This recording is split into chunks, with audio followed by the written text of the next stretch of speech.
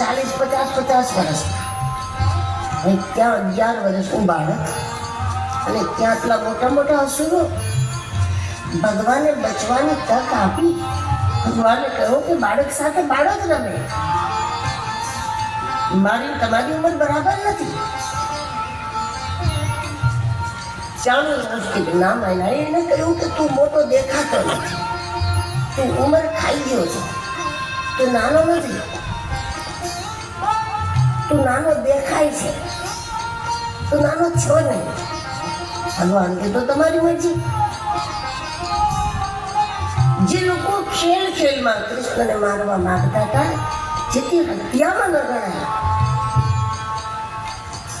તો ભગવાને પણ ખેલમાં જ ખતમ કરી દીધા, તો હત્યામાં ન ગણાય. ચાણૂર, મુશ્કેલ, મોટા મોટા અસુરો ખતમ કર્યા. કેટલાએ તો ચાલુ કાર્યક્રમમાં ફોર્મ પાછા ખેંચી લીધા. મારી તબિયત ઠીક નથી, મારે ત્યાં મહેમાન છે, ચાલુમાં ફોર્મ પાછા લઈ લો. તમારે લડવું જ નથી. આમાં કોઈ સામે ન રહ્યા. ત્યારે છલાંગ મારીને ચડી ગયા કૃષ્ણ જ્યાં કંસ હતો. કંસને વાડથી ઊંચો કર્યો, વાડ પકડી. સ્વાભાવિક છે, બહુ તકલીફ થાય તો વાડથી ઊંચા કરે કોઈ. કંસના લાંબા વાડ, ભગવાને વાડ પકડીને ઊંચો કર્યો. તો કંસે કહ્યું કે વાડ છોડી દે, ભલે તો યુદ્ધ કર મારી સાથે, પણ વાડ તો છોડી દે,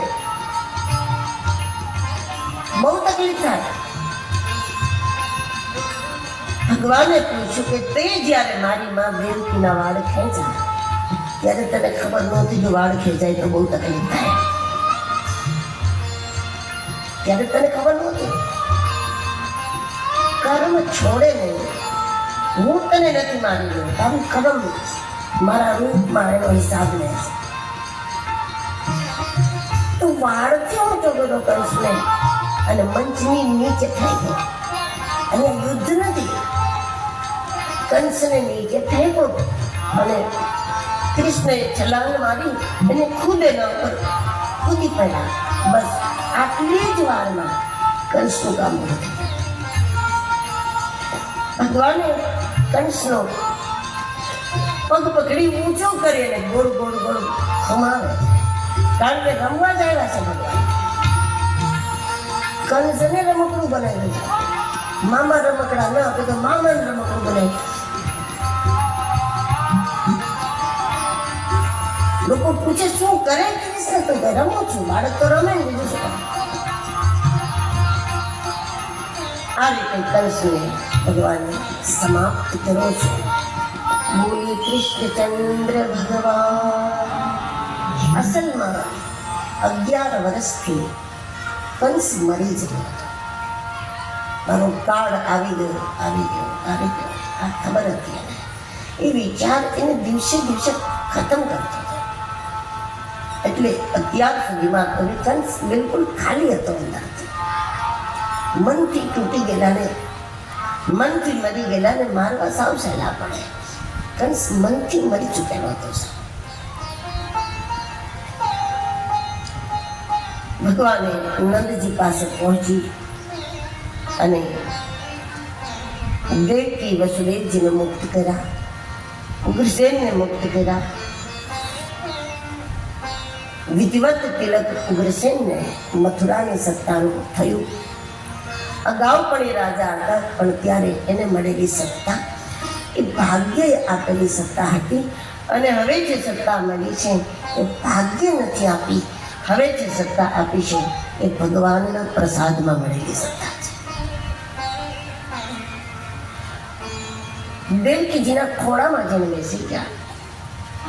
નંદજી થોડા ચિંતામાં પડે, હવે શું થશે? નંદજીને કહ્યું કે જલ્દી આને અહીંથી લઈ જવામાં ફાયદો છે. તો નંદ બાબાએ કહ્યું કે લાલા ચાલો, હવે આપણે જવાનું છે વ્રજ. આપણે ભાગ લેવા માટે આવ્યા હતા કાર્યક્રમમાં. આપણે ભાગ બી લીધો, આપણે જીતીએ ગયા, પણ ઇનામ આપનાર તો હવે કોઈ છે નહીં. આપણે જવું પડે વ્રજ. ભગવાને કહ્યું વાત સાચી, આપ જાઓ, મારે રહેવું પડશે. કારણ કે કોઈ પણ દુષ્ટને સમાપ્ત કરો તો એ પૂરતું નથી જ્યાં સુધી એના વિચારથી જીવનારા એના સમર્થકો સમાપ્ત ન થાય. જ્યાં સુધી દુષ્ટની વિચારધારા સમાપ્ત ન થાય ત્યાં સુધી એ જીવે જ છે. તમે એક આતંકીને મારી નાખો, એ વાત પૂરી નથી થતી. જ્યાં જ્યાં પણ આતંકી વિચારધારા પડે છે એ વિચારધારા ત્યાં સુધી જીવે છે. ત્યાં સુધી તો ખતરો છે. એ વિચારધારા ખતમ કરવી. કંસના સમર્થકો હજુ મથુરા ઉપર ચડાઈ કરી શકે. મથુરાને હવે વધારે જરૂર છે સુરક્ષાની. વાત પણ સાચી હતી. નંદજીએ વિચાર કર્યો કે હવે અમારે ઉદાર થવું પડે. આ અવતારનો આનંદ માત્ર અમને મળે એટલું બધું સ્વાર્થી પણ ન થવાય. રહેવા દેવા જોઈએ. જ્યોત ખિસ્સામાં રાખવાની વસ્તુ નથી. જ્યોતને બહાર જ મૂકવી પડે. જ્યોત મુઠ્ઠીમાં ના આવે. જેટલું પણ આપણે જીવનમાં સત્કર્મ કરી શકીએ કરી લેવું જોઈએ. પણ આપણે ઈચ્છીએ કે અવતાર જ મારી મુઠ્ઠીમાં રહે તો એ યોગ્ય પણ નથી અને રહે પણ નહીં. નંદજી પાછા વળી ગયા. કૃષ્ણ બલરામના યજ્ઞોપવિત સંસ્કારો થયા. ઉજ્જૈનમાં ભગવાન હવે 11 વર્ષ અને 52 દિવસ પછી બંને ભાઈઓ ભણવા માટે ગયા. માત્ર 64 જ દિવસ ભણ્યા છે અને તમામ વિદ્યાઓ ભગવાને પ્રાપ્તિ કરી લીધી. આ એમની ગ્રહણ શક્તિ. ઘણા તેજસ્વી બાળકો 2 ધોરણ એક સાથે કરી લે, એના જેવી બાળકો છે. તમામ વિદ્યાઓ અર્જિત કરી. કૃષ્ણની ખૂબી એ છે કે એ જે સમયે જે કામ કરે છે એ સંપૂર્ણ એકાગ્રતા સાથે કરે છે. તો તમામ વિદ્યાઓ પ્રાપ્ત કરી હતી. એમના ગુરુનો પુત્ર વર્ષો પહેલા મૃત્યુ પામેલો. ભગવાને એને દક્ષિણામાં એમનો દીકરો પાછો લાવી દીધો. જે મરી ચૂક્યો તો વર્ષો પહેલા એ પાછો ભગવાને ગુરુદેવને દક્ષિણામાં આપ્યો. એટલે કે ગુરુની સેવા કૃષ્ણએ એવી રીતે કરી કે ગુરુને એવો અહેસાસ કરાવી દીધો વર્ષો પહેલા જે મારો દીકરો ગુજરી ગયો હતો એ જ કનૈયો બનીને આજ મારી સેવા કરે છે. સેવા એવી કરી. બંને ભાઈઓ મથુરા આવે. મથુરાના લોકો ખાસ કરીને દેવકી, વસુદેવજી, ઉગ્રસેનજી એ બધા એવી કોશિશ કરતા હતા કે કૃષ્ણને એટલું સુખ આપવું, એટલી સુવિધા આપવી, એટલા ખુશ રાખવા ક્યારેય પણ એને વ્રજ યાદ ના આવે. જો આવું ના કર્યું હોત તો ભગવાન વ્રજના સ્મરણમાં જે દુઃખી થઈ ગયા એ પણ ન થાત. દિવસે દિવસે વ્રજવાસીઓના વિયોગમાં કૃષ્ણની ઉદાસીનતા વધી ગઈ. બધાએ મળીને ભગવાનના મિત્ર ઉદ્ધવને મોકલા કે ઉદ્ધવ તમે પૂછો, કૃષ્ણ એ ખુશ નથી. જે કંઈ એના બારામાં આપણે સાંભળ્યું હતું, એની રાસલીલા, એની બાંસુરી, કૃષ્ણના નૃત્ય, એની મુસ્કુરાહટ, એની ચંચલતા, આ બધું ક્યાં છે? જેના વિષયમાં સાંભળ્યું હતું માનો આ એ છે જ નહીં. મથુરામાં કૃષ્ણ ખુશ નથી. એને શું ઘટે છે? ઉદ્ધવજી ભગવાનના બચપણથી મિત્ર છે. ભગવાનના બચપણમાં ઉદ્ધવ નામનો કોઈ મિત્ર નથી, પણ ઉદ્ધવના બચપણથી ઉદ્ધવ મિત્ર છે. પોતે નાના હતા ત્યાંથી એને ભગવાનની ભક્તિ મિત્ર ભાવે કરી છે. એટલે ઉદ્ધવને ભગવાન બહુ જ વાલા છે, પણ ભગવાનને ઉદ્ધવ વાલા નથી. કારણ કે ઉદ્ધવ પાસે જે શક્તિઓ છે ને એ શક્તિઓ બિગડી છે. ઋષિનામ પ્રવરો મંત્રી ઋષસ્ય દૈત સખા શિષ્યો બૃહસ્પતિ સાક્ષાત ઉદ્ધવ બુદ્ધિ સત્તા. દુનિયાના તમામ બુદ્ધિમાનોને ભેગા કરો તો પણ આખી દુનિયાના બુદ્ધિમાનોની બુદ્ધિ એક ઉદ્ધવ બરાબર ન થાય. આટલો બુદ્ધિશાળી માનો બૃહસ્પતિજીનો શિષ્ય છે, અનેક વિષયોમાં આચાર્ય છે. ઉદ્ધવ જ્યાં પણ જાય ત્યાં એની સાથે એની ડિગ્રીઓની ફાઇલ સાથે હોય. કોઈ ઉદ્ધવને પૂછે કે તરત ફાઇલ ખોલે, આ વર્ષમાં આમાં પીએચડી કર્યું, આ વર્ષમાં આમાં પીએચડી કર્યું, આ વર્ષમાં આમાં કર્યું, આટલું આટલું ભણ્યો. એ ડિગ્રી એ આખી ફાઇલ લઈને પડે છે. એટલે કૃષ્ણ રસનો અનુભવ નથી કરી શકતો. એ ભગવાન ઈચ્છે છે કે એ અનુભવ કરે.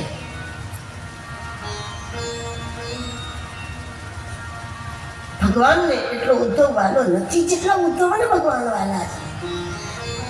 કારણ કે ભગવાનને તો ગોપીઓ જ ગમે, ભક્તો જ ગમે. ઉદ્ધવને ગોપી બનવું પડે. ગોપી કોઈ વ્યક્તિનું નામ નથી, ગોપી મતલબ સ્ત્રી નથી. ગોપી એક પદ છે, ભૂમિકા છે. જેમ ડોક્ટર, એન્જિનિયર એ પદવી છે, ડિગ્રી છે, એમ ગોપી એક પદવીનું નામ છે. ઉદ્ધવે ભગવાનને પૂછ્યું કે પ્રભુ આપને અહીંયા કઈ પરેશાની છે મથુરામાં? ભગવાને કહ્યું કે ઉદ્ધવ પરેશાની માત્ર એટલી છે, મને બ્રજવાસીઓનું સ્મરણ અહીંયા બેચેન કરે છે. મહાન અવતારોને કોઈના વિયોગનું દુઃખ થાય જ નહીં કોઈ દિવસ, અને કોઈ મહિલાનું સુખ ન થાય. કોઈને છોડવાનું બરાબર સમજે છે, પણ ઉદ્ધવ બ્રજવાસીઓ મારા ભક્તો છે, અને પરમાત્મા તરીકે બ્રહ્મ તરીકે હું એક અરીસા જેવો છું. અરીસાના સામે કોઈ રડતું હોય તો એના આંસુ અરીસામાં તો દેખાય ને. મારા બ્રજવાસીઓના ભીતર રડે છે, અને એટલે એના આંસુ મારામાં આવે છે. હવે આવું કઈ ઉદ્ધવના ભણતરમાં ક્યાંય નથી આવ્યું. તો ઉદ્ધવે કહ્યું પ્રભુ એ રડતા હોય તો એની આંખમાં આંસુ હોય ને, આપને શું ફરક પડે? ભગવાન કે ઉદ્ધવ એ લોકો ચહેરાથી હસે છે ને અંદરથી રડે છે. જરૂર આંસુ નીકળી જાય, પણ અંદરથી રડે છે, ચહેરાથી લોકો ખુશ રહે છે, હસતા રહે છે, અને એટલે એના આંસુને નીકળવાની જગ્યા નથી. એટલે મારી આંખથી એના આંસુ બહાર નીકળે. તો ઉદ્ધવ કે એવું નાટક શું કામ કરે? રડવું હોય તો રડી લે ને સીધી રીતે, નાટક શું કામ કરે? ભગવાન એવું એટલા માટે કરે, એને ડર છે જો અમે રડીએ તો અમારું ભગવાનને ભજવાથી મળ્યું શું આ લોકોને બિચારાને? રાત દિવસ રડવા છે થાય, એટલા માટે એ ખુશ રહે છે.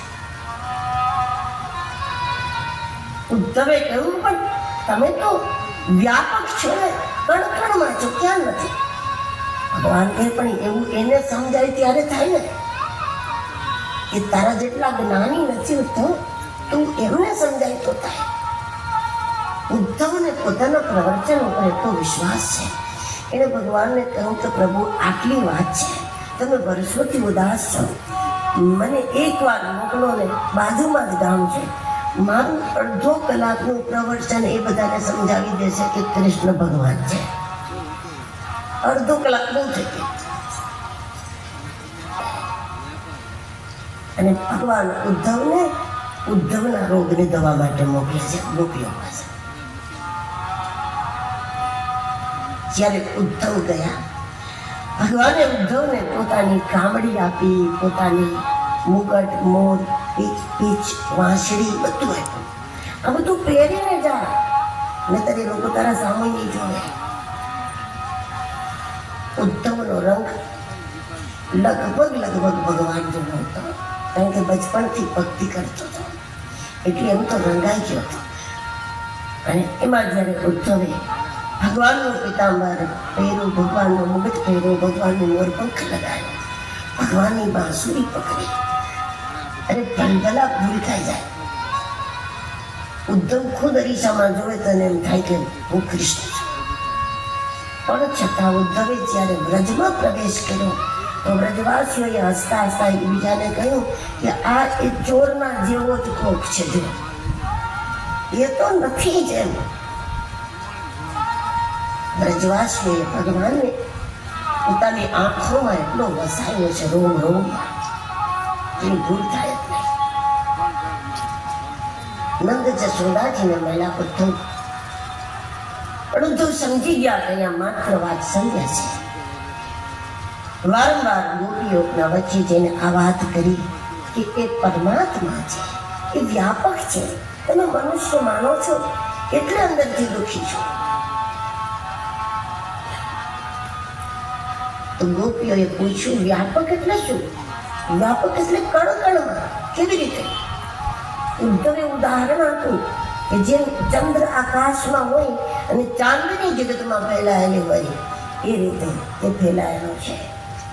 પોતે ને પોતે તમે રાખો, ચંદ્ર અમને આપે છે.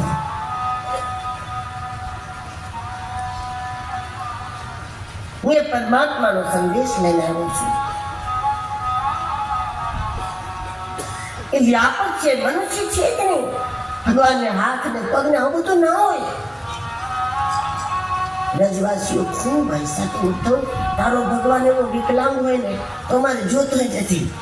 તું કેસ કે આને હાથ ના હોય ને પગ ના હોય. ઉદ્ધવ, અમને તો અમારો ખડો યમુના કિનારે ઉપાડો ઊંચો કરવો હોય તો અમે અમારા કૃષ્ણને કહીએ કે લાલા થોડીક મદદ કરી દે, તો એ મારો ખડો ઊંચો કરે. કોઈ ગોપીઓ કહે કે ઉદ્ધવ, અમે બે હાથમાં મહેંદી મૂકી હોય અને એમાં જ્યારે અમારા વાળ અમારા ચહેરા ઉપર, લટ ચહેરા ઉપર આવી જાય તો અમે કૃષ્ણને સોંપીએ કે અમારી લટ હટાવી દે. હવે તારો હાથ પગ વગરનો નિરાકાર બ્રહ્મ અમારી એક લટ આમ ના કરી શકે, બીજું તો શું કામ કરે? અમારે જોતોય નથી. એવો તમારો ભગવાન હોય તો તમે રાખો.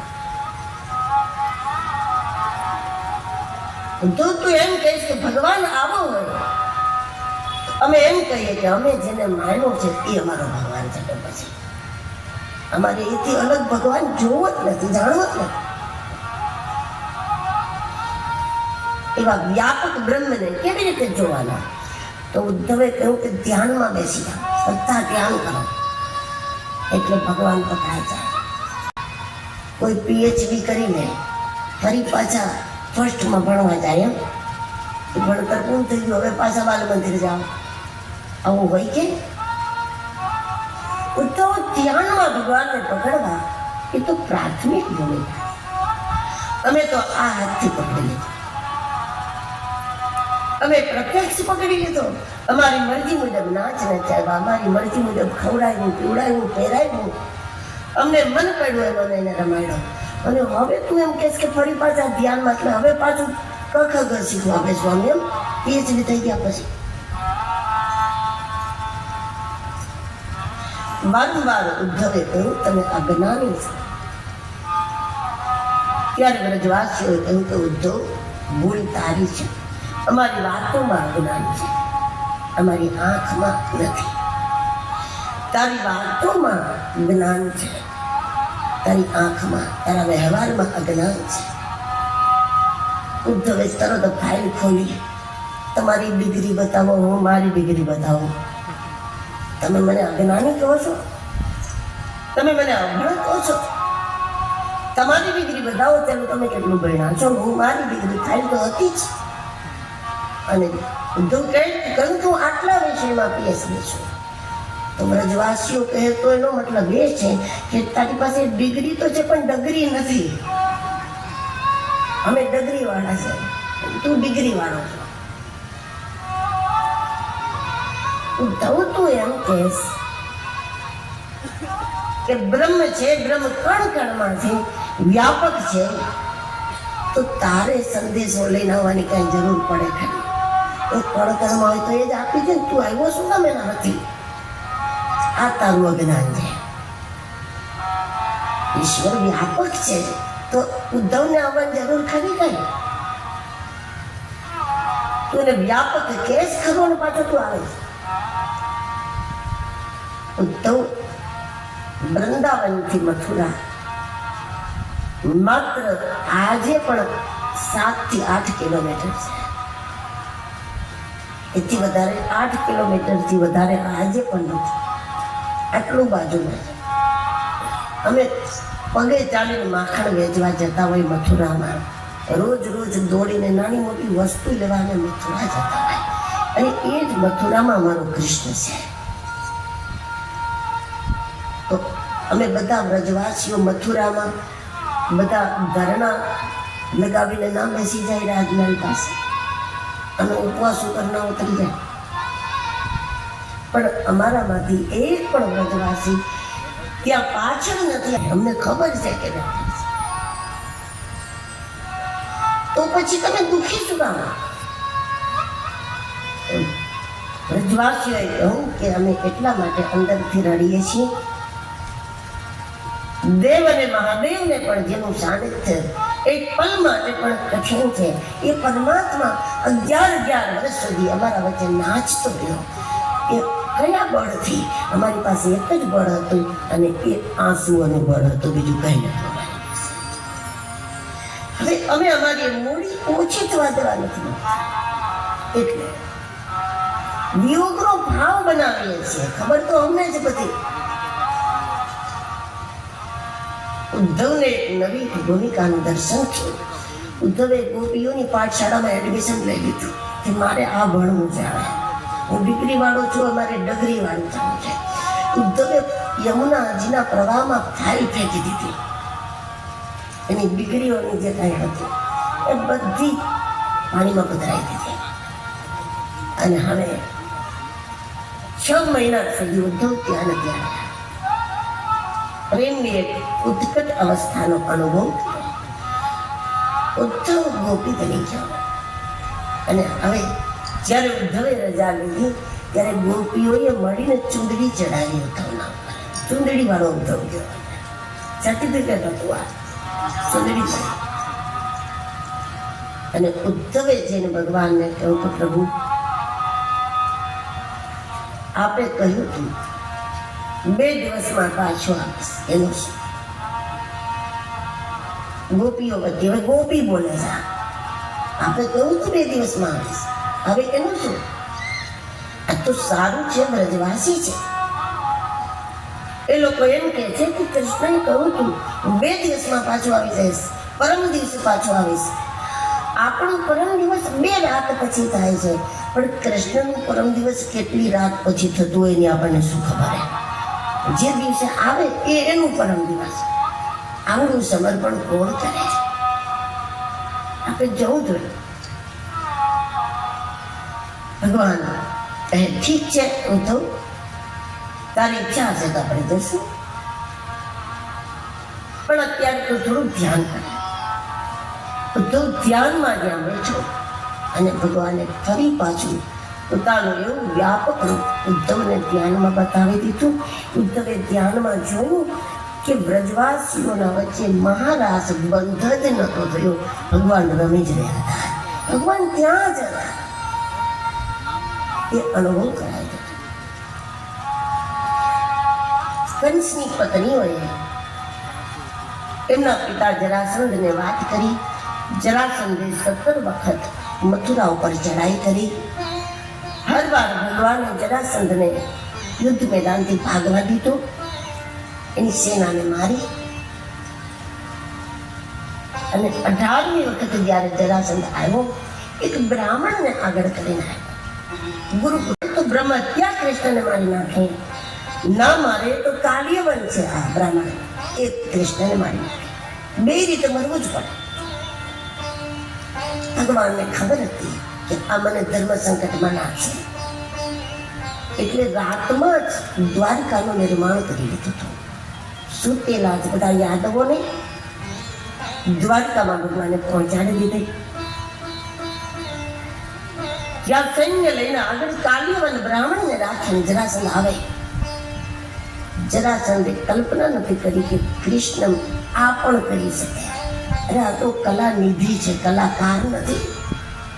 શું ના કરે કૃષ્ણ?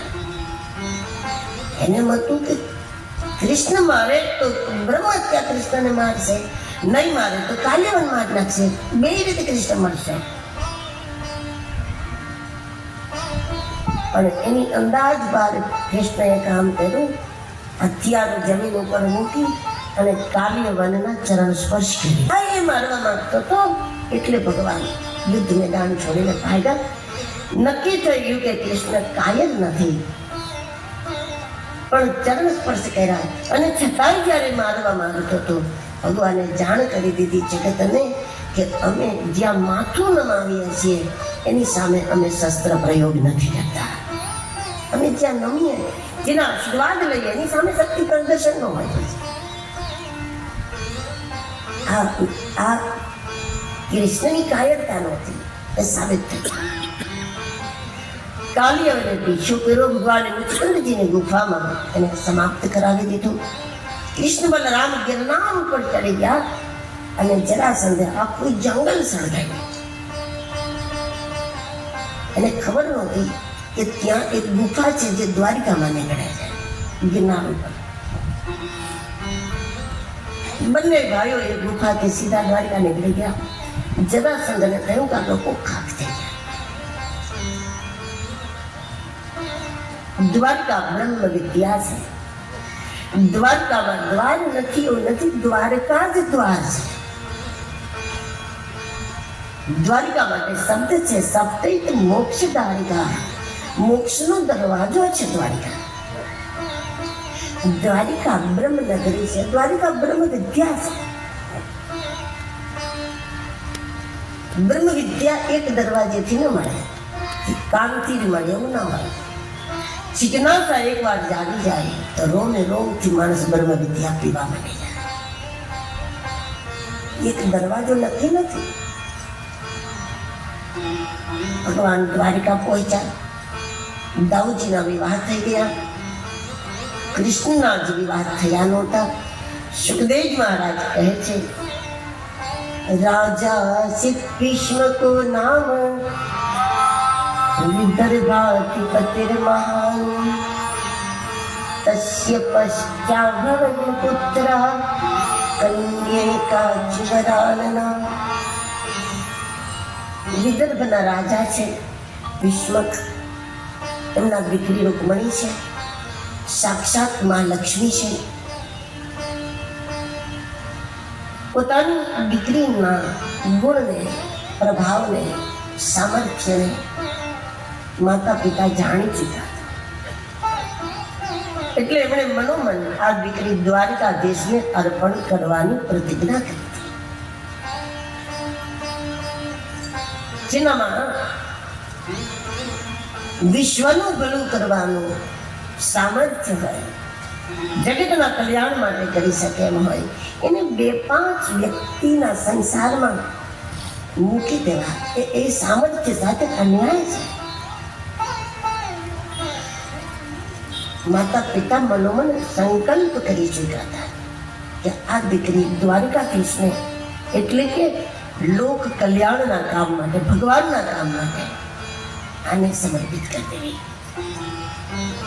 અને રૂકમણીનો ભાઈ રૂકમી દુષ્ટ હતો અને એને જ્યારે ખબર પડી મારા માતા પિતા દ્વારિકાધીશ સાથે આના વિવાહ ઈચ્છે છે, રૂકમી કહે કે એ તો બિલકુલ જ નહીં, બિલકુલ જ નહીં. અરે નાનો હતો નાની નાની ચોરી કરતો હતો, હવે મોટો થઈને મોટી મોટી કરતો હોય, એ તો બિલકુલ નહીં. એનો મિત્ર શિશુપાળ છે, રાક્ષસ છે, એની સાથે જ વિવાહ થવા જોઈએ મારી બહેનના. કારણ કે દુષ્ટ ને બીજો દુષ્ટ વધારે ગમે. એ વાતમાં એમ મક્કમ હતો. રૂકમી જે રૂકમણીજીનો ભાઈ છે અને રૂકમીની પત્ની જે રૂકમણીજીની ભાભી છે એ ભગવત ભક્ત છે, સાચી સાધક છે. અને એણે જ રૂકમણીજીને આ માર્ગ આપ્યો હતો કે પરમાત્મામાં અનુરાગ હોય પણ ભગવાન તરફ જવાનો કોઈ માર્ગ દેખાતો ન હોય તો ઈશ્વર માટે જેટલા ભાવો હોય એ કોઈ બ્રહ્મનિષ્ઠ ગુરુના ચરણોમાં મૂકી દેવા જોઈએ. એની રીતે બ્રહ્મમાં પડી જાય અને એના પરિણામ આવે. રૂકમણીજીએ જે પત્ર તૈયાર કર્યો છે એ કોઈ કાગળનો નથી, એ ચિત્ત પત્ર છે.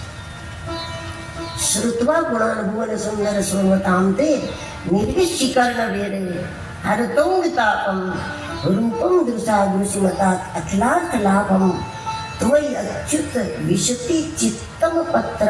માટે જે ભાવ હોય, આપ ભવ્ય છો, આપ દિવ્ય છો, આપ ઉદાર છો, જે કંઈ એ તમામ વાત એમને ચિત્તમાં ભરી અને મૂકવી કઈ જગ્યાએ, ભગવાન તો દેખાતા નથી તો એમને બ્રહ્મનિષ્ઠ ગુરુના ચરણે મૂકી છે.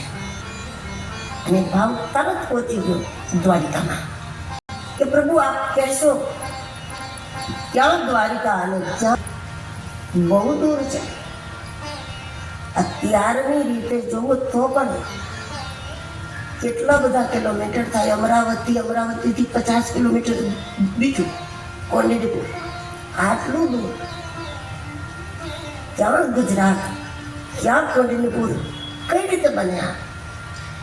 એના જવાબમાં રૂકમણીએ કહ્યું કે પ્રભુ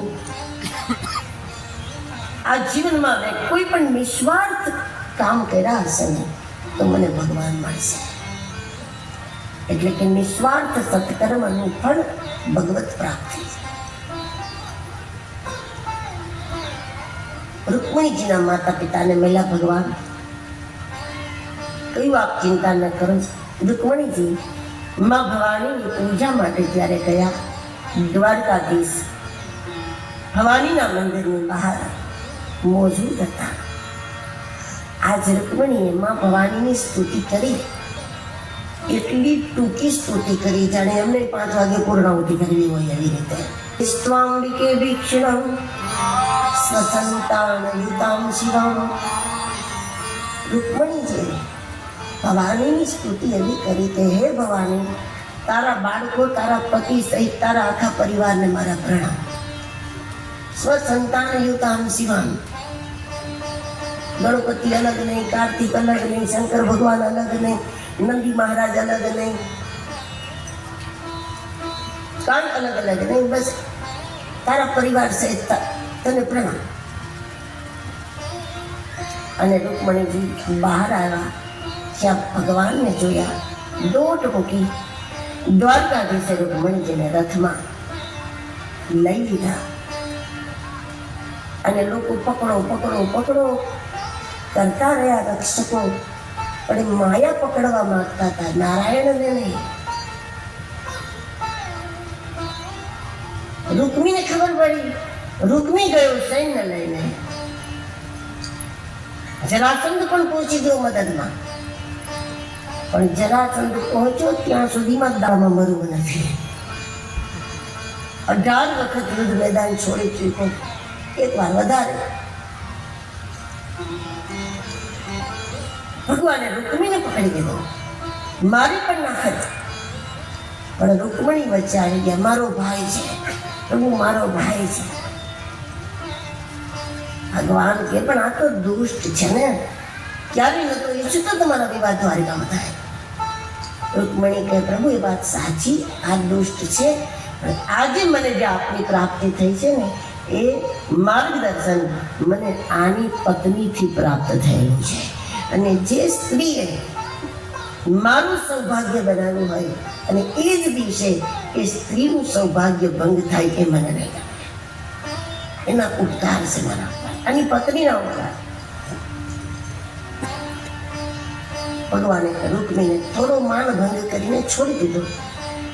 દ્વારકા પહોંચ્યા અને દ્વારકા સમુદ્રના કિનારે ભગવાનના વિધિવત ત્યાં વિવાહ થયા. નંદ જશોદા બોલાવ્યા, બધાને ત્યાં બોલાવ્યા અને ત્યાં વિધિવત વિવાહ થયા. રૂકમણીજી સહિત ભગવાન ભવનમાં ગયા. ત્યારબાદ ભગવાનના અન્ય વિવાહ થયા, જેમાં ભગવાનના વિવાહ સત્યભામા સાથે, જામવંતી સાથે, કાલિંદી સાથે, સત્યા, લક્ષ્મણા, ભદ્રા અને મિત્ર વૃંદા. એક ભૂમાસુર નામનો અસુર જે 16,100 કન્યાઓને કેદ કરીને બેઠેલું, ભગવાને બધાને મુક્ત કર્યા. અને એ કહે છે કે હવે અમારું કોણ? તો ભગવાને એ બધાને સ્થાન આપ્યું. આ ભગવાનની પત્નીઓ છે એવું નથી. સંસ્કારનો કોઈ પણ જીવ જે સમયે એવું અનુભવે છે કે હકીકતમાં આ જગતમાં હકીકતમાં કોઈ નથી, બધા કર્મોના ખેલ છે, ઋણાનું બંધ છે. બસ જ્યારે ઋણાનું બંધ પૂરું થાય તો જે માણસ આપણને જોયા વગર નતા રહી શકતા એ આપણા પડછાયા જોવાઈ રાજી ના થાય. આ બધા ઋણાનું બંધના સંબંધ છે, અસલમાં કોઈ નથી. જ્યારે એ વાત સમજાય તો સાચી પુકાર થાય. સાચી પુકાર થાય તો ભગવાન તો આજે પણ જગતના કોઈ પણ જીવાત્માને અપનાવવા માટે તૈયાર છે. ભગવાનને એક સાથે 2 તરફથી નિમંત્રણ મળ્યા. પાંડવોને ત્યાં રાજસૂય યજ્ઞ હતો અને જરાસંઘે રાજાઓને કેદ કરી અને એક સાથે હજારો રાજાઓના સંહાર કરીને એને નરબલી કરવો હતો. એના દૂતો પહોંચ્યા હતા, અમારા માલિકને બચાવો પ્રભુ. ભગવાને ઉદ્ધવને મિત્ર તરીકે પૂછ્યું કે ઉદ્ધવ તું નક્કી કર, એક સાથે 2 આમંત્રણ, 2 દરવાજેથી એક સાથે 2 પત્રિકા આવી છે, એક પણ વહેલી નહીં, એક પણ મોડી નહીં. તું નક્કી. સ્વૈચ્છિક રીતે લીધી છે. અને એ દરિદ્રતા એ કારણે એને સ્વીકારી હતી. જ્યારે ભગવાન ભણતા હતા સાંદીપની આશ્રમમાં, અને ગુરુ માતાએ જે ચણા તૈયાર, એ કથા લગભગ બધા જાણે, ગુરુ માતાએ ચણાની પોટલી તૈયાર કરી હતી. બાળકો બંને લાકડા લેવા જાય ત્યારે એને સાથે આપવા માટે. હવે પોટલી હજુ પડી હતી અને એ સમયે દુર્વાસાજી સાંદીપની આશ્રમમાં ભિક્ષા લેવા ગયા. સાંદીપનીજીના પત્નીએ કહ્યું કે મહારાજ બધું ભોજન પૂરું થઈ ગયું છે, એ છે નહીં. દુર્વાસાએ ધ્યાન કર્યું. ધ્યાનમાં એને ખબર પડી પોટલી તો પડી છે, ભોજન છે, ચણાની પોટલી પડી છે અને તમે ના કહો છો મને. તો દુર્વાસાએ શાપ આપ્યો હતો અને એ શાપ માત્ર સુદામાએ સાંભળ્યો હતો કે હવે એ ચણા જે ખાશે એને ખૂબ દરિદ્રતા એકવાર ભોગવવી પડશે. અને એ શાપની ખબર કૃષ્ણને નહોતી, ત્યાં સુદામા સાંભળી ગયા હતા. અને સુદામાને થયું કે આમાંથી એક પણ ચણો કૃષ્ણ ખાય એ બરાબર નહીં, એને તો રાજ કરવાનો છે. એને જો દરિદ્ર થઈ જાય તો શું હાલત? હું તો આમે બ્રાહ્મણ છું, મને શું ફરક પડે? હું ત્યાગમાં વૈરાગમાં જીવી શકીશ, પણ કૃષ્ણને દરિદ્રતા પકડે નહીં. એટલા માટે કૃષ્ણ એકના હાથમાં એક પણ ચણો ન આવવા દીધો. અને એના પહેલા ખાનગીમાં સુદામાજી એ બધા ચણા ખાઈ ગયા. દરિદ્રતા આવે કૃષ્ણને બચાવે. આ સ્વૈચ્છિક રીતે લીધેલી. સુદામા વિરક્ત છે. વિરક્ત પત્ની ન હોય, પત્ની વાળાને વિરક્ત ના કહેવાય. અહીંયા વિરક્ત ઇન્દ્રિય અર્થે શું છે? એની પત્ની સુશીલા એટલે સુશીલ બુદ્ધિ છે. સુશીલ બુદ્ધિ ઈચ્છે છે કે તમે બ્રહ્માકાર થઈ જાઓ. અને સુદામા સર્વસ્વ લૂંટાવા માટે જ્યારે ગયા, ભગવાને એના હાથમાંથી છીનવીને ચણા સુદામાજી 4 મુઠ્ઠી, એ 4 મુઠ્ઠીનું એનું સર્વસ્વ હતું. પણ જ્યારે સુદામા નીકળ્યા ત્યારે ભગવાને સુદામાના જે પહેર્યા ગાતા વસ્ત્રો પણ લઈ લીધા. જે પાદુકા આપી હતી ભગવાનની મોજડી, એ પણ ભગવાને પાછી લઈ લીધી.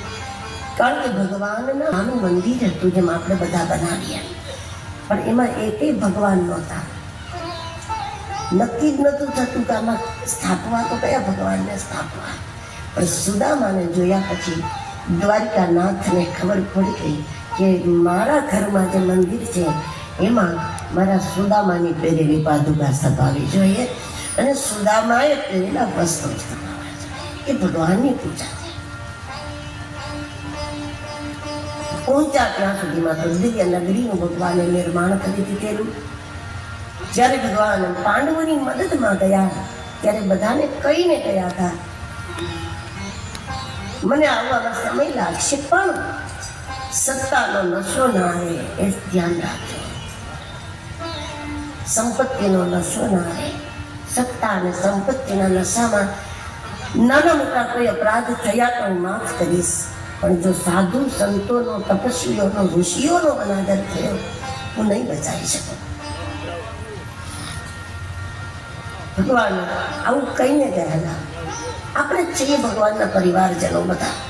ભગવાન સામે જ છે માનો તો ભૂલ ન થાય. પ્રભુ અવતાર કાર્ય પૂરું થયું છે, આપ પધારો પાછા સ્વધામ. ભગવાને કહ્યું કે લગભગ તો પૂરું થઈ ગયું છે. મારા ઘરમાં કોઈ છે, એને ખતમ ન કરું તો હું યોગેશ્વર ના કહેવાય. ભગવાનની જ મરજીથી ઋષિઓએ ભગવાનના સંતાનોને શ્રાપ આપ્યો. યાદવોને જે કંઈ પ્રેરણા કરી ભગવાને સાંબ વગેરેને ઋષિઓનો અપરાધ કર્યો. આપણને સમજાવવા માટે આ કથા આપી. ભગવાન બધું માફ કરે, પણ ઋષિઓનો, તપસ્વીઓનો, સજ્જનોનો અપરાધ કરીએ તો ભગવાન માફ ન કરે. બાકી આ લીલા તો ભગવાનની મરજીની હતી. ભગવાનને ખ્યાલ આવ્યો કે બધા શ્રાપિત થઈ ચૂક્યા છે, તો કહ્યું કે જાઓ પ્રભાસમાં પ્રાયશ્ચિત કરો, હું પણ આવું. ભગવાને જ્યાં જવાની તૈયારી કરી, ઉદ્ધવ સમજી ગયા કે હવે પાછા ના આવે. ખૂબ રહ્યો અને ભગવાનને કે મને પણ લઈ આવો. ભગવાન કહે ઉદ્ધવ, પરમાત્મા દેખાય ન દેખાય તો ચાલે, પણ સંતો જો આ જગત છોડી દે તો આ જગતની ઉદ્ધારની આખી વ્યવસ્થા ખતમ થાય. મારું તેજ હું ભાગવતમાં મૂકું છું. સત્સંગ કરો, જિજ્ઞાસા વધશે. જિજ્ઞાસાવાન બનશો તો દત્તાત્રેયની જેમ એક નહીં 24 તત્વો 24 કલાક તમને જ્ઞાન આપશે. ભગવાને અંશરૂપ લઈને સનકાદિકોને જ્ઞાન આપેલું એ કથા કહી ઉદ્ધવના પ્રશ્નોનો જવાબ આપી. ઉદ્ધવને પાદુકા આપી, આ લઈને તું જા બદ્રીનાથ, હું તારી સાથે છું. ઉદ્ધવ પાદુકા લઈને ગયા. ભગવાન જ્યાં પ્રભાસ પહોંચ્યા ત્યાં તો આપસમાં લડતા હતા. ભગવાન પ્રાયશ્ચિત માટે મોકલા હતા, ભજન કરવા મોકલા હતા. ત્યાં ભગવાને મોકલેલા લોકો લડાઈ કરતા હતા આપસમાં. ભગવાનના સમજાવાથી ન સમજા તો ભગવાને ત્યાં તીક્ષ્ણ ઘાસ હતું, એ કાઢીને ભગવાને જ સંહાર કર્યો. ઘાસથી કોઈ મરે નહીં, પણ પાપ ભરાઈ જાય ત્યારે નાની એવી ઘટના પણ આપણને પછાડી જાય. અને કૃષ્ણ પીપળાના ઝાડ નીચે બિરાજમાન હતા. પ્રભાસમાં ભગવાનની ઈચ્છાથી જ્યારે પારધીએ ભગવાન તરફ બાણ ચલાવ્યું અને જ્યાં આ જોયું તો ભગવાનનો સારથી દારૂ વ્યાકુળ થઈ ગયો. પ્રભુ હવે શું? ત્યારે પણ એ જ મુસ્કુરાહટ, એ જ પ્રસન્નતા હતી. ભગવાન કે કઈ બન્યું જ નથી, આ તો નક્કી હતું. ફિલ્મમાં કોઈ પડી જાય તો ફિલ્મ ટાઈમે થોડો પડ્યો છે, તો 6-12 મહિના પહેલાના શૂટિંગમાં પડી ગયો હોય. આ નક્કી હતું બધું, કઈ બન્યું જ નથી. આપના વગરનું જગત કેવું હોય છે? ભગવાન કે હું જતોય નથી ને આવતો નથી. આંખ ચોખ્ખી થાય તો હું દેખાવ, આંખ બગડે એટલે ના દેખાવ. મારું જવાબવાનું કંઈ છે. દ્વારિકામાં જાણ કરી દો, જેને બચ્યું હોય દ્વારકા છોડી દે. હવે દરિયો માત્ર મારો એક નિવાસ છોડીને બધું ખતમ ડૂબાડી દેશે. દ્વારિકામાં જાણ થઈ. અર્જુન સિવાય બધા બહુ દુઃખી થયા છે, કારણ કે અર્જુન ગીતા સાંભળી ગયા છે. એટલે એને કોઈના જન્મ મૃત્યુનું સુખ દુઃખ નથી. સુખદેવજીએ કહ્યું કે બસ ત્યારે કલિયુગનો પ્રવેશ થયો છે. પરીક્ષિત ભગવાનના સ્વધામ ગમન સાથે કલિયુગના દોષ પણ કયા, ગુણ પણ કયા, 4 પ્રકારના પ્રલયની કથા સંભળાવી. અને સુખદેવજી કહે, પરીક્ષિત, હવે તને કોઈ ચિંતા હોય તો તું કહે, હું બેઠો છું ત્યાં સુધી અહીંયા કાળ નહીં આવે. પણ પરીક્ષિત કહે છે કે નહીં, મને કોઈ ચિંતા નહીં. મને ખ્યાલ આવી ગયો કે જે ઈશ્વરે 24 અવતાર લીધા, આજ એ મારા માટે સર્પાવતાર લેવાનો છે. 25મો અવતાર આજ થવાનો છે. મારા માટે સર્પાવતાર થવાનો છે. હવે મને કોઈ ડર નથી. બસ આટલું જ કામ હોય ગુરુનું, મોતના ભયથી મુક્ત કરવા. સુખદેવજીનું કામ પૂરું થયું. એ નીકળી ગયા ત્યાંથી. નૈમિષારણ્યમાં સૂતજી માર્કંડેય આખ્યાનની કથા સંભળાવી. માયાનો પ્રભાવ કેટલો જબરદસ્ત છે એ કહ્યું. અને માયાના પ્રભાવની સામે માયાતીત ગુરુની શક્તિ એના કરતાં કેટલા ગણી છે એ દેખાડવા માટે શ્રી સુખદેવજી મહારાજને મનોમન વંદન કર્યા. સામે તો સૂત હતા, એમના ગુરુને મનોમન વંદન કર્યા. શ્રીમદ ભાગવતનું અંતિમ ફળ કહ્યું આવે તો દિવસે દિવસે ભક્તિ વધે. ભાગવતનું ફળ ભક્તિ છે, મુક્તિ નહીં. મુક્તિ નથી એવું નહીં. મુક્તિ એ એનું સામાન્ય ફળ છે, ભક્તિ એ એનું દિવ્ય ફળ છે. અને છેલ્લે શ્રીમદ ભાગવતના શ્રવણ કરનારને ભગવાનના નામ અને રૂપમાં અનુરાગ વધે તો સમજવું કે અમે કથા સાંભળ્યા. દવા પીધી છે એનું પ્રમાણ શું? પ્રમાણે જ તબિયતમાં કંઈ ફેરફાર દેખાય. એ રીતે ભાગવત પીધી છે એનું પ્રમાણ શું? તો છેલ્લા શ્લોકમાં કહ્યું, નાગ સમનસ તમ ભગવાનના નામ અને રૂપમાં અનુરાગ થવું એ જ ભાગવત પિતાનું પ્રમાણ છે. એવી સ્પષ્ટતા સાથે સૂતજી અંતિમ સ્કંદને વિરામ આપે. 3 વખત હરે નમઃ મહામંત્રનો અહીંયાથી નાદ થાય. પ્રથમ અહીંથી, પાછળ આપ સૌ બોલો. એ ભાગવતનો એક નિયમ છે. એટલા માટે હરે નમઃ, હરે નમઃ, હરે નમઃ. આ મહામંત્રના નાદ સાથે શ્રીમદ ભાગવતના તમામ સ્કંદનો અહીંયા વિરામ થાય છે, જે બહુ જ સંક્ષિપ્ત રૂપે આપણે દર્શન કર્યું. કારણ કે ભાગવત જેવા ગ્રંથને 7-8 દિવસમાં માણો 7-8 દિવસમાં પૂરું કરવું ને એ જ ચમત્કાર છે અસલમાં. કારણ કે કેટલા બધા પ્રકરણો છે. તો આ પ્રવાહને આપણે અહીંયા વિરામ આપીએ છીએ. જે પ્રવાહ મુખ્ય રૂપે આપ સૌ જાણો છો એ રીતે ભાઈ અને કૌશિકભાઈ બંને પરિવારોની ભાવના, એમનો સંકલ્પ હતો. ના સંકલ્પના એક ભાગરૂપે આ આયોજન થયું. પણ જેની સંકલ્પની દ્રઢતાએ આ આયોજનને, આટલા મોટા મહાયજ્ઞને નિર્વિઘ્ન રૂપે સંપન્ન કર્યું છે. એ સંકલ્પની શુદ્ધતા, સંકલ્પની દ્રઢતા જો ક્યાંય હતી તો એ અમારે યોગીશભાઈના સંકલ્પમાં હતી. એમની માં, મારા પરશુભાઈના બેન, જેટલા દુબળા પાતળા દેખાય છે એટલો તગડો સંકલ્પ છે એમનો. જેટલા દુબળા એના પ્રમાણમાં જ મોટો સંકલ્પ એમનો હતો. અને બંને પરિવારો બિલકુલ તન મન ધનથી નહીં પણ પ્રાણ લગાવીને આયોજનમાં બંને પરિવારો લાગ્યા છે.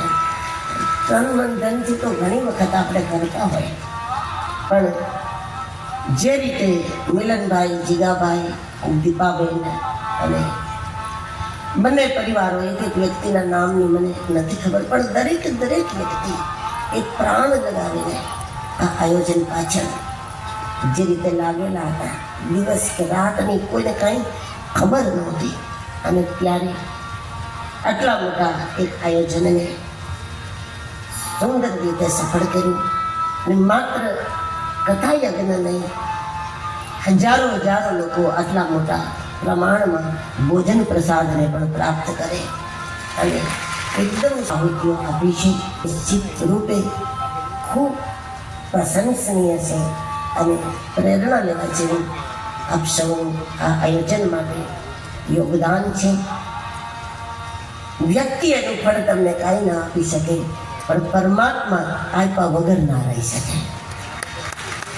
યજમાન પરિવારો શું કરી શકે? બધો આભાર માને, ધન્યવાદ આપે, તમારું સન્માન કરે, પણ માણસ શું આપી શકે આની સામે? પણ પરમાત્મા એનો પ્રતિભાવ આપ્યા વગર ના રહી શકે.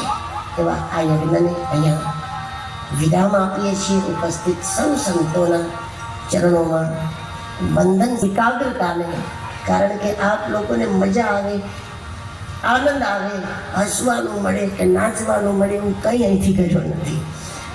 અને એમ છતાં આપ સૌની જે મંત્રમુગ્ધતા કથા માટે છે એવી સ્થિરતાને ખૂબ ખૂબ ધન્યવાદ સાથે ગુરુદેવ તુમારી જય જય ગિરનારી તુમ્હારી જય તુમ્હારી જય જય હો ગિરનારી તુમ્હારી જય જય.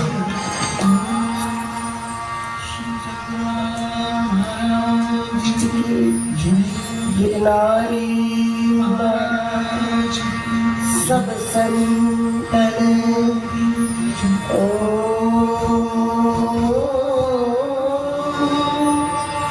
नमः पार्वती पते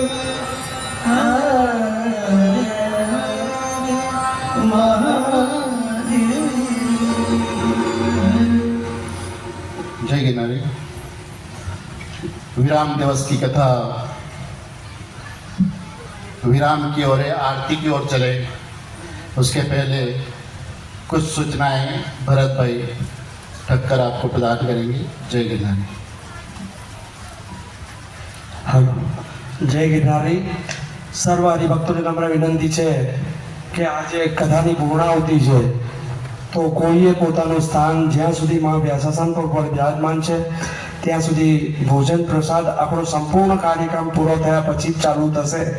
તેથી દરેક હરિભક્તોને નમ્ર વિનંતી છે કે જ્યાં સુધી પરમ પૂજ્ય માં વ્યાસાસન પર વિરાજમાન છે ત્યાં સુધી કોઈએ પોતાનું સ્થાન છોડવું નહીં. ગુજરાત વિધાનસભાના નાયબ મુખ્ય દંડક શ્રી જગદીશભાઈ મકવાણા બંને પરિવારના આમાં તેમને વિનંતી કરીશું તેઓ મા પાસે જઈ અને આશીર્વાદ